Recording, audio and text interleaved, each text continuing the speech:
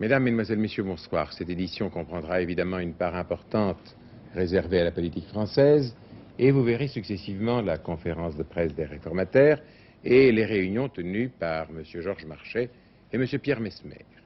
Vous verrez un sondage de la Sofres qui fait ressortir un gain de 1% pour la majorité et une perte de 1% pour la gauche unie. Nous aborderons les conséquences de la dévaluation du dollar, qui valait jusqu'ici 5 francs 11 et qui vaut désormais 4 francs 60, je vous passe les autres décimales. Au Vietnam, l'échange des prisonniers continue, au moment où M. Kissinger, quittant Hanoï, s'est entendu avec les Nord-Vietnamiens sur la reconstruction de ce pays ravagé par la guerre, reconstruction qui se fera conjointement avec les États-Unis. Mais en cet instant où s'ouvre ce journal, notre pensée va vers les adolescents qui périrent d'une manière affreuse lors de l'incendie du CES de la rue Édouard-Pailleron à Paris. Leurs corps, les cercueils sont exposés à la mairie du 19e et ceux qui ce soir voulaient s'incliner devant le deuil des familles s'étaient rendus à la mairie. Nous pensons pouvoir vous en montrer des images à 24 heures dernière. Les obsèques des victimes se dérouleront à Paris et en province dans l'intimité, mais que valent les paroles devant des cercueils d'adolescents morts à cause de l'inconscience d'autres adolescents. Nous en venons maintenant à notre premier reportage filmé. Les ministres des Finances des 9 pays de la Communauté économique européenne sont réunis à Bruxelles pour un conseil consacré aux suites de la crise monétaire après la dévaluation du dollar. J'appelle notre envoyé spécial, Alain Veller. Depuis le déclenchement de cette crise monétaire qui s'est soldée par la dévaluation du dollar, c'est donc la première rencontre des ministres des Finances des 9. La première occasion fournie à chacun de faire valoir son point de vue afin de concilier les intérêts de son propre pays avec ceux de la communauté. Le Conseil a débuté avec un peu de retard, vers 17h30, et on attend une interruption de séance pour avoir quelques lueurs sur les propos échangés. À leur arrivée, en effet, les ministres ont été plus que discrets. 3 questions se posent. La décision prise par les Italiens de laisser flotter la lire va freiner le développement des échanges dans la communauté. En effet, importateurs et exportateurs hésiteront à commercer avec un pays dont les prix varient au jour le jour. Et puis, le flottement de la lire porte un coup à l'Europe verte, les prix agricoles étant calculés en unités de compte, c'est-à-dire en monnaie communautaire. Enfin, si la lire et la livre britannique flottent encore en avril, date prévue pour la mise en place du Fonds monétaire européen, la progression vers l'union monétaire risque d'être compromise. Reste le problème le plus important, celui de la solidarité des Européens face aux Américains. En dévaluant le dollar, Nixon a montré qu'il était prêt à tout pour rétablir la balance commerciale des États-Unis. Les produits américains vont valoir moins cher en Europe et Nixon va vouloir consolider cet avantage. L'unité européenne est donc plus... Pendant un instant semblait flotter, j'espère que vous nous en tiendrez par rigueur. À Paris, le Conseil des ministres s'est évidemment penché sur la situation monétaire. Rappelons que c'est M. Messmer qui présidait le Conseil, remplaçant par délégation le président de la République, grippé. M. Lequin a d'ailleurs dit que le chef de l'État reprendrait ses occupations dans la semaine. Sur la crise monétaire, nous revenons donc à la crise monétaire, voici ce qu'a dit après le Conseil des ministres le porte-parole, M. Lequin. Le gouvernement français a constaté que la dévaluation du dollar était logique, étant entendu que le déficit américain est la cause principale des difficultés. Il s'est attaché pendant toute la crise à maintenir un contact étroit avec ses partenaires et il a noté particulièrement que le gouvernement allemand et le gouvernement français ont été étroitement solidaires et ont montré une grande communauté de vues pendant toute cette crise. Cela étant, nous sommes bien obligés de constater que le nombre de monnaies qui flottent devient de plus en plus grand. En fait, le système monétaire international, qui était né par les accords de Bretton Woods, est sérieusement en difficulté et le retour à un certain nombre de disciplines s'impose si on veut que les économies mondiales puissent se fonder sur la solidité de ce système monétaire. Parmi les autres sujets abordés aujourd'hui à l'Élysée, une augmentation de traitement qui intéresse 650 000 fonctionnaires civils et militaires de la catégorie B, ainsi naturellement que leurs familles. Parmi ces fonctionnaires de la catégorie B, citons notamment les instituteurs, les infirmières et les assistantes sociales. Ces mesures avaient été approuvées par le Conseil supérieur de la fonction publique dès le mois de décembre et quelque temps auparavant par un certain nombre de syndicats. Sans entrer dans le détail, je vous dirais qu'elles se traduisent par une augmentation moyenne de traitement de 11% en début de carrière et de 6% en fin de carrière. Politique, les réformateurs ont tenu aujourd'hui à Paris une conférence de presse qui, dans l'esprit de messieurs Jean Le Canuet et Jean-Jacques Servan-Schreiber, devait clarifier l'attitude de leur mouvement, notamment à l'égard de la majorité actuelle. On peut dire que les prises de position ont été très nettes. Entre autres, M. Le Canuet a dit « Il est exclu que nous apportions notre soutien à un gouvernement qui ne retiendrait pas nos orientations. » Et M. Jean-Jacques Servan-Schreiber a dit « Nous n'accepterons pas d'entrer dans un gouvernement qui serait conduit par des hommes comme M. Pierre Messmer, Michel Debré ou Valéry Giscard d'Estaing. » Les réformateurs feront au Parlement qui sortira des urnes au mois de mars 10 propositions dont Dominique Lory vous donne l'essentiel. Les réformateurs proposent un plan en 10 points qu'ils estiment essentiels. En voici les principaux. Le doublement de l'allocation vieillesse, nouveau plan de sécurité sociale, retraite à 60 ans, un nouveau plan social avec salaire minimum à 1 000 francs, le droit de vote à 18 ans, une nouvelle politique de la régulation des naissances et une réforme de la fiscalité. Pour Jean-Jacques Servan-Schreiber, c'est dans les premiers mois qu'il faut que ces décisions soient votées. Le choc de l'opinion, l'intérêt de l'opinion pèse sur chacun des députés et l'amène à voter en conscience. Donc c'est entre mars et l'été qu'il faut faire voter les grandes décisions que nous avons pris le soin de mettre par écrit afin que chacun en soit informé. Tout à l'heure, quelqu'un disait, vous disiez vous-même aussi, est-ce que nous pourrons gouverner devant un fort bloc de l'opposition de gauche qui refuserait tout? Ce n'est pas le cas, ce n'est pas comme ça que ça se fera. M. Guy Mollet est tout à fait partie prenante, et je ne mets en aucun doute sa loyauté par rapport à son parti, de l'accord d'union avec les communistes. Néanmoins, il a dit, vous l'avez entendu, je ne tire pas du tout sa pensée, je n'extrapole pas, il a dit naturellement, nous voterons pour ces mesures. Mais ça ne va pas assez loin pour nous, mais nous voterons pour ces mesures. Voilà des voix.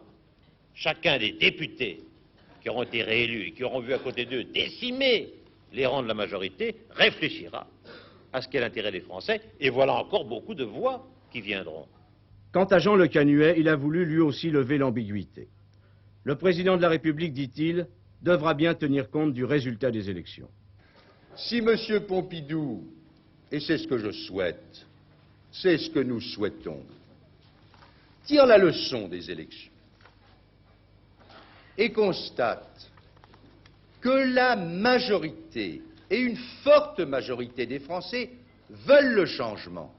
Ils ne veulent peut-être pas tous les mêmes changements, ceux qui votent communistes, ceux qui votent socialistes, ceux qui votent réformateurs.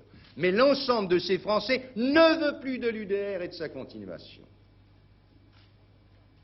Quand on parle de majorité, en voilà une aussi qui, me semble-t-il, doit apparaître comme une singulière obligation au président de la République, qui est d'abord et avant tout un arbitre.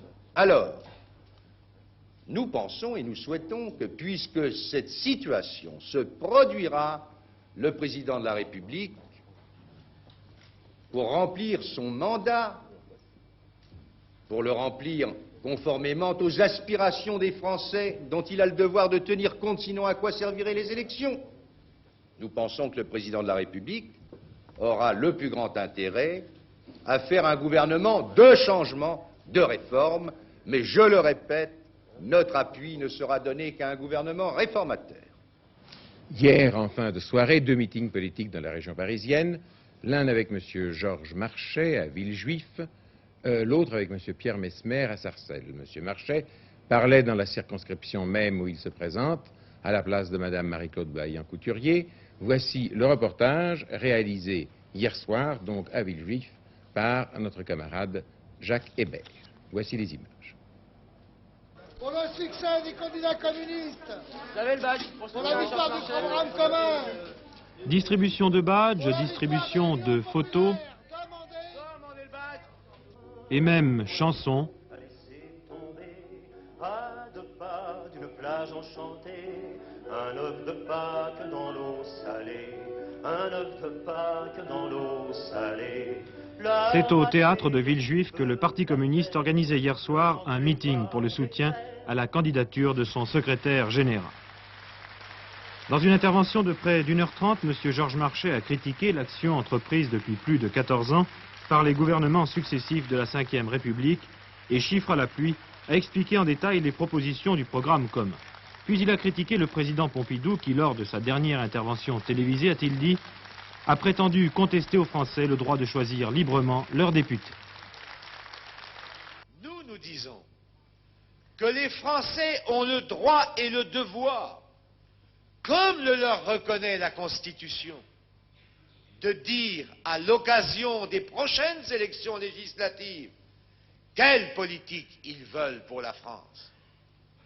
Dès lors qu'une majorité de gauche serait élue, le président de la République devra, et rien dans la Constitution n'indique le contraire, désigner un Premier ministre dans cette majorité et accepter la formation d'un gouvernement de la gauche unie, appliquant la politique voulue par le pays.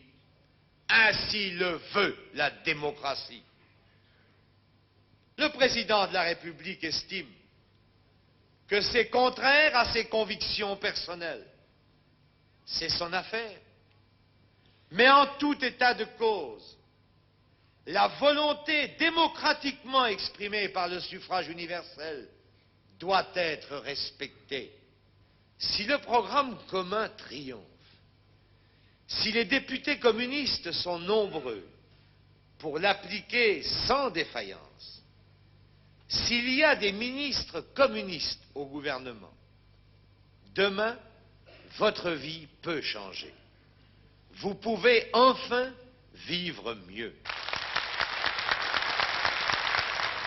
Le bureau politique du Parti communiste français constate ce soir dans un communiqué, je résume, que le pouvoir utilise tous les moyens pour déchaîner une campagne anticommuniste d'une violence exceptionnelle. C'est un fait nouveau, dit le communiqué, au moment où s'ouvre officiellement la campagne électorale. Demain après-midi, donc, se tiendra une conférence de presse au siège du comité central, place du colonel Fabien, à Paris.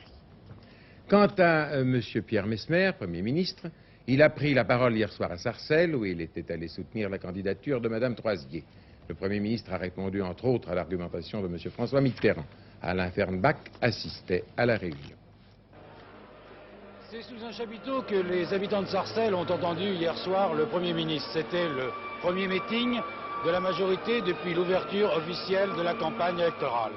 Sarcelles a été choisi car, avec un maire communiste et un député sortant de la majorité, Mme Troisier, c'est comme dans beaucoup de villes de la banlieue parisienne, l'exemple type où le 4 et 11 mars prochain se livreront bataille essentiellement la majorité et les communistes. D'ailleurs, M. Poniatowski, qui a été le premier orateur de cette soirée, a terminé ainsi son intervention, et je le cite, « Le 4 et le 11 mars prochain, vous voterez en toute liberté. Faites en sorte que cela ne soit pas pour la dernière fois. » Puis M. Messmer, dans un long discours qui a été très applaudi, a démontré que, selon lui, selon la majorité, le programme commun remettait en cause les institutions que le peuple français avait approuvées. C'est en fait un bouleversement de notre régime politique et de notre société que veulent les socialistes et les communistes. Sans avouer ouvertement que la présence à la tête du pays d'un président de la République élu au suffrage universel est responsable devant le peuple, les gêne. Ils veulent par tous les moyens le neutraliser, l'enfermer dans l'impuissance et le ramener à un rôle inférieur même à celui du chef de l'État sous la 4e République. Il suffit de lire leur programme pour s'en convaincre. Et que nous a appris de nouveau M. Mitterrand hier? M. Mitterrand qui avait été chargé de répondre au nom de la coalition socialo-communiste. A-t-il clairement exposé ses vues? Non. Une fois de plus, Ce ne furent que de grandes phrases vagues et creuses, que dérobades et contradictions. En revanche, M. Messmer a rappelé que jeudi dernier, le chef de l'État, dans son intervention à la télévision, avait été extrêmement clair et précis. S'adressant jeudi dernier aux Français dans des termes simples et clairs qu'ils ont tous appréciés, le président de la République a dit qu'il n'accepterait pas l'abaissement de sa fonction, qui est de défendre nos institutions, de préserver l'indépendance nationale et d'assurer la réalisation des grandes options pour lesquelles il a été élu. Des commentaires ont été faits hier et seront peut-être faits à nouveau demain pour faire croire que la coexistence serait possible entre la majorité socialo-communiste et le président de la République. Ces commentaires n'ont qu'un seul but, égarer l'opinion.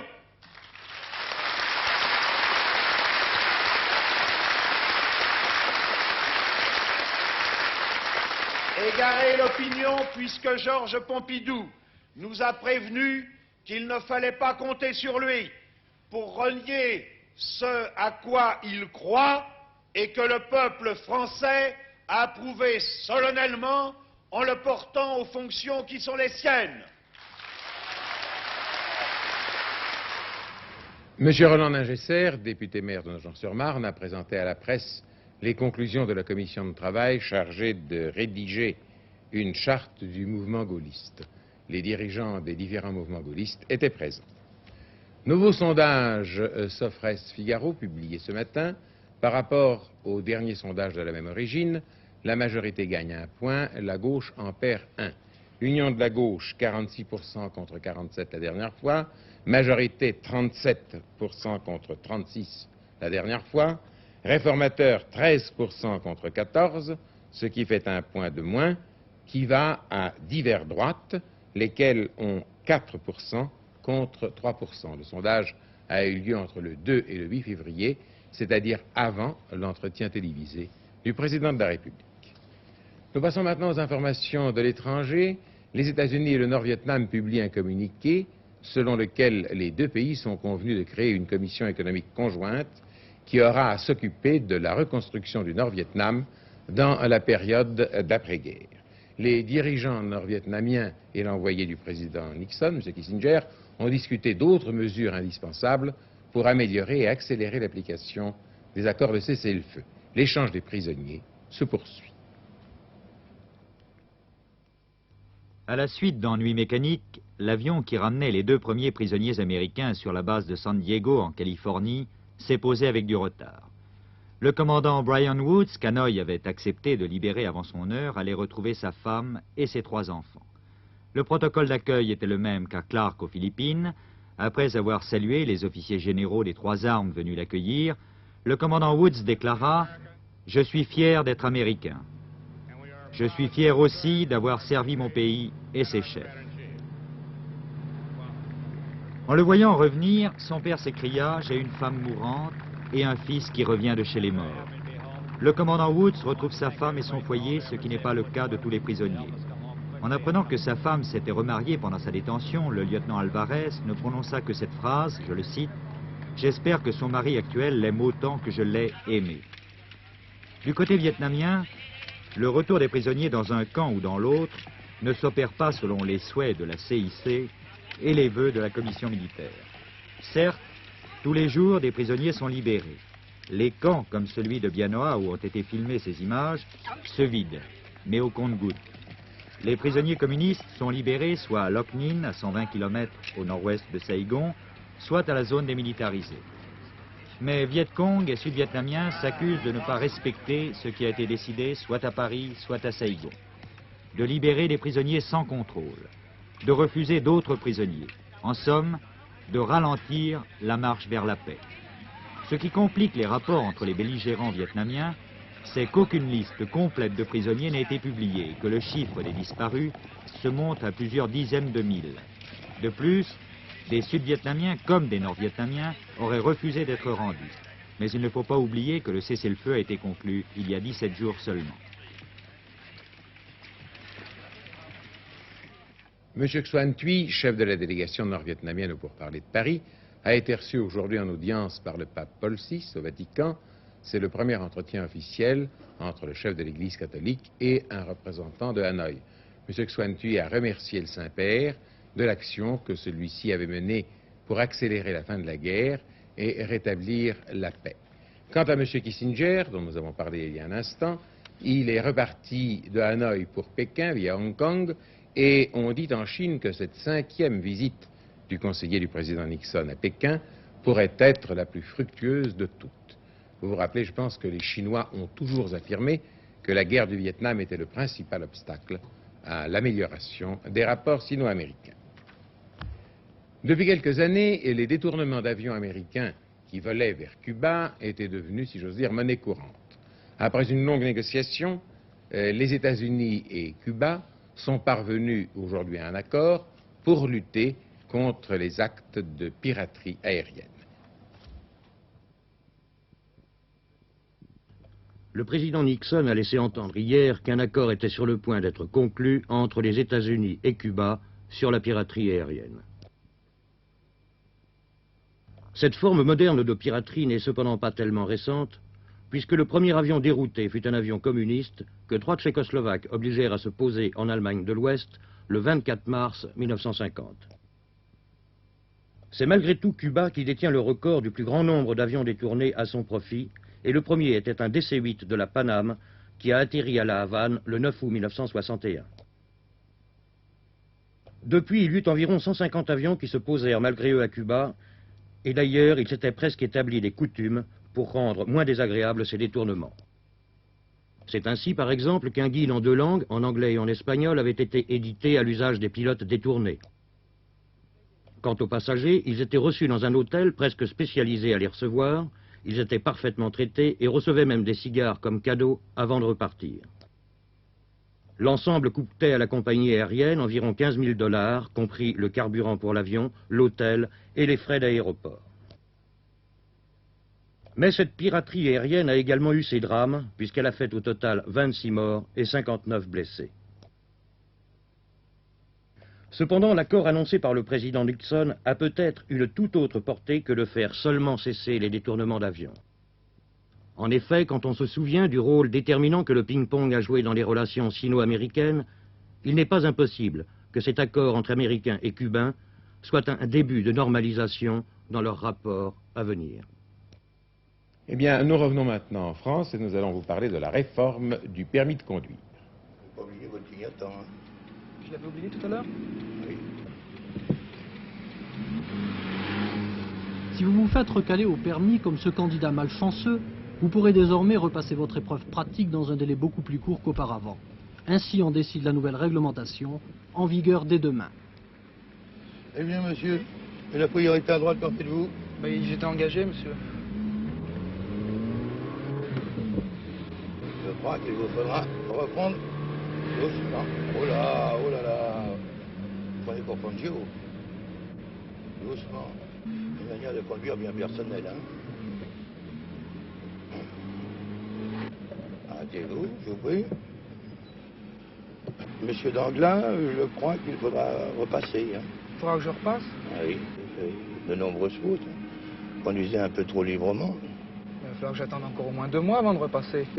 Non, plus maintenant. Depuis la décision administrative hier matin, il n'y a plus de délai de convocation. Vous pouvez être convoqué dans 15 jours, 3 semaines maximum. Il ne faut plus que j'attende 2 mois maintenant? Vous n'avez plus à attendre 2 mois, ce qui va vous permettre de suivre un entraînement intensif et de vous présenter dans de meilleures conditions que celles d'aujourd'hui.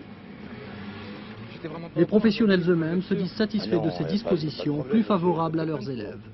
Si le candidat doit repasser son examen dans les 15 jours qui suivent, les quelques leçons qu'il devrait prendre seront des leçons très bénéfiques, alors que s'il devait attendre 2 mois, le même nombre de leçons, très espacées, n'apportera pas grand-chose au candidat.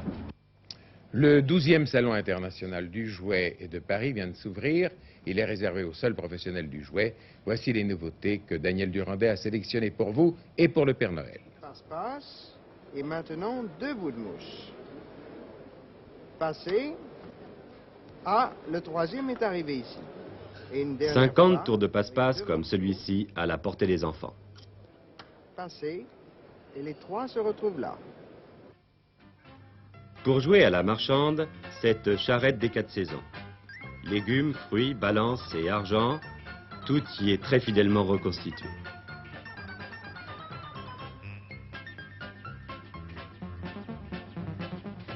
Première poupée gonflable qui tient pliée dans la poche ou dans le cartable de l'écolière.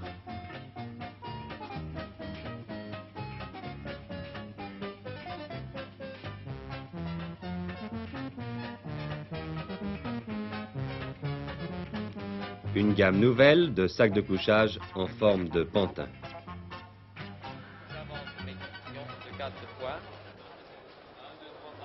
Dans les jeux de société, l'abordage reconstitue l'affrontement des voiliers en haute mer. Je sors une étoile et j'actionne, attention, il y a certains marins qui ont sombré. Bon, j'avais 3. Autre nouveauté, la conquête du pétrole. Il consiste à gérer dans un pays imaginaire, Arawet, des sociétés pétrolières exploitées par des majors du pétrole. 1, 2, 3. Nationalisation de vos gisements sans indemnité. 2. 1, 2. Résultat de forage aussi. Encore, tiens. Je vous offre 8000. 8000. J'aurais pu faire les pneus, il y a la radio à bord, non, non. La belle occasion. 12 000. On doit devenir le plus riche marchand de voitures d'occasion en faisant croire aux autres joueurs qu'on leur vend vraiment une très belle occasion. Ah, encore vaillante, ça c'est un slogan, c'est vous qui le dites, mais elle vaut, à votre livre noir, elle vaut 4000 francs. Elle marche, hein? Je vous en prie, je vais vous donner 4000 francs, je prends la voiture. Jeu d'actualité cette année, l'électorat. Il fait vivre le mécanisme du scrutin électoral et une vie politique purement imaginaire. Le résultat des élections, alors c'est le MIS qui est élu, par 697 000 voix contre 597 000. Nouveau aussi ce jeu d'initiation sexuelle dans lequel l'enfant doit associer par couple 2 sortes de cartes complémentaires. Pour les plus grands, ils pourront poser à leurs parents des questions sur la vie sexuelle. Les parents pourront y répondre tout simplement et avec franchise.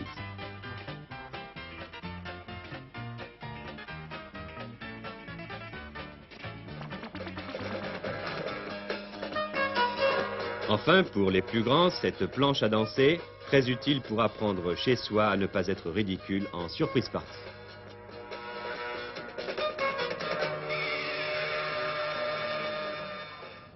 Ce que je vais vous rappeler maintenant n'est pas une surprise, bien qu'il s'agisse d'une partie, il s'agit d'une partie des impôts que vous avez à payer. Le tiers provisionnel, vous devrez l'avoir payé avant demain minuit. N'oubliez pas, avant le jeudi 15 minuit. Mesdames et messieurs, je vous souhaite néanmoins une très bonne soirée. Merci.